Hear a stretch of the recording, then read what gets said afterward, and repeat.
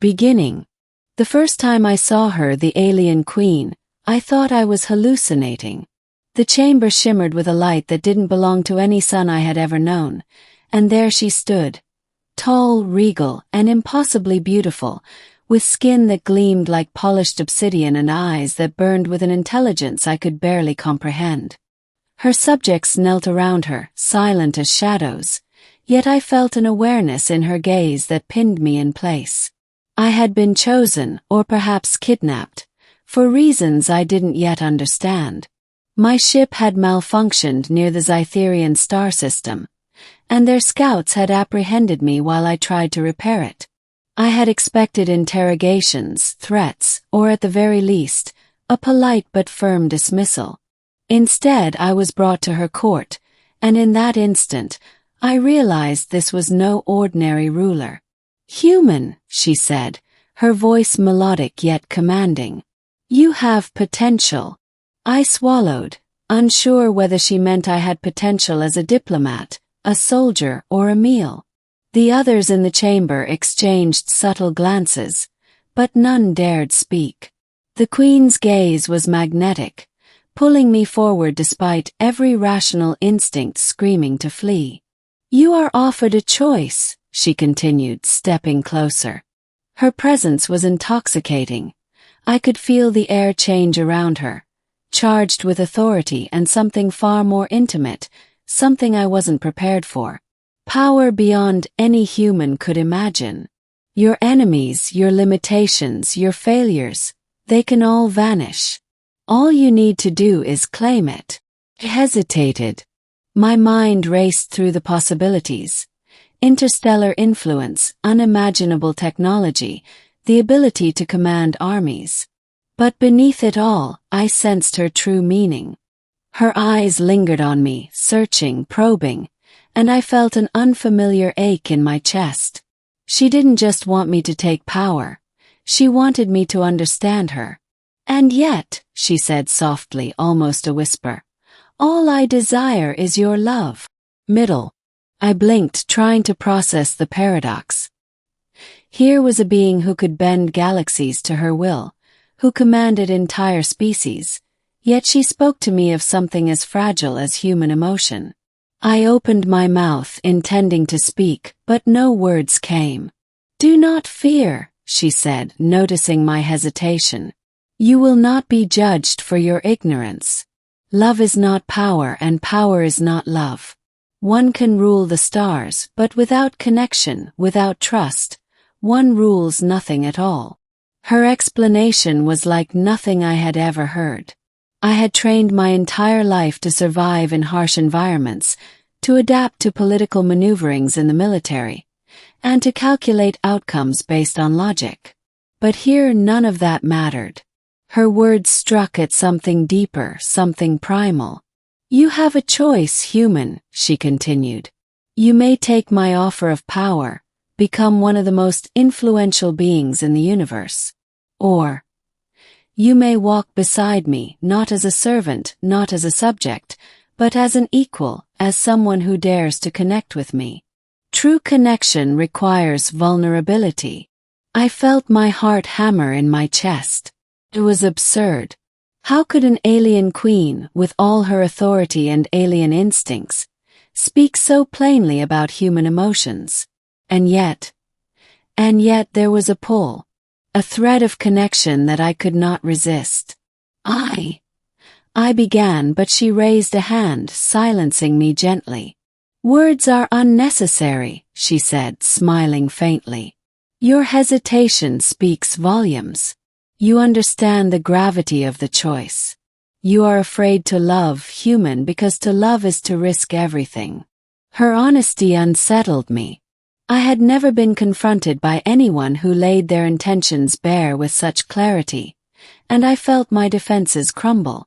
She reached out, brushing her fingers against my arm, not roughly, not demanding, but delicately, like a promise. I shivered at the touch. "You could have armies at your command," she whispered. "You could bend worlds to your will. And yet, here you are. Because even in the face of limitless power, you seek something more. Something human. Something real. Her gaze pierced mine, unwavering, and for the first time I felt seen, not as a soldier, not as an outsider, not as a specimen, but as a person. And with that, the choice became clear. I could take her offer of power. I could walk away with limitless influence, reshaping entire civilizations. Or could choose her. Not her as a queen, not her as a symbol of might, but her as a being who wanted nothing more than my trust, my care, my love. Turning point.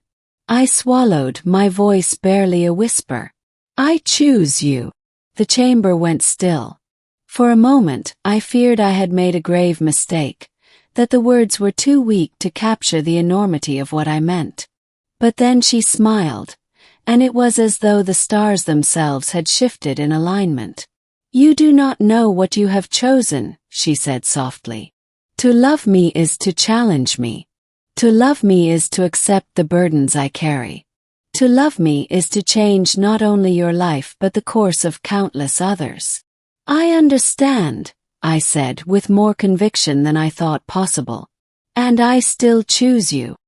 Her smile widened, and she stepped closer, the air around us shimmering as though the very fabric of the chamber responded to our connection.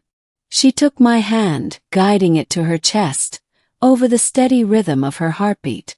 You are brave, human, she murmured. Many have come before you, seeking power, glory, survival, and most failed to comprehend the simplest truth, that love is the greatest force of all. Cannot be commanded nor controlled. Cannot be taken, it must be given freely. And you have given it willingly. Her words left me speechless. I had faced battles, navigated political treacheries, and survived encounters that would have destroyed most humans. But this act of giving my heart freely, was unlike anything I had ever experienced. For the first time, the chamber felt warm, alive with the presence of mutual understanding. Her subjects still knelt, respectful and silent, but I felt no intimidation, no hierarchy. Here for the first time there was equality, connection, trust, resolution. Days turned into weeks, and I learned more about her than I could have imagined. She shared stories of her reign, her struggles, and the loneliness that came with being so powerful. She confided in me, laughed with me, and even allowed moments of gentle teasing, small gestures that made her feel tangible, human in ways no one expected. I, in turn, shared pieces of my own life, memories of Earth, childhood dreams, and the quiet fear that I had always carried, fearing I would never belong anywhere. And through it all, we built something fragile and enduring, love. It was not easy. Her position demanded respect, and my presence challenged traditions. Other rulers and alien factions questioned our alliance. Some even threatened war. But we faced them together as partners, as equals. Her hand in mine became a symbol of unity and defiance. And one evening, under the twin moons of Cytherea, she turned to me, her eyes softer than I had ever seen. "Do you regret it?" she asked, her voice barely above a whisper. I shook my head. "Not for a second." "Good," she said, smiling, and leaned forward. "Because I do not wish for power. I wish for you. Nothing more." And in that moment, I understood the truth she had been trying to show me all along. That power is meaningless without connection, that influence is empty without love, and that even the most alien and formidable being can desire something as simple and profound as a human heart.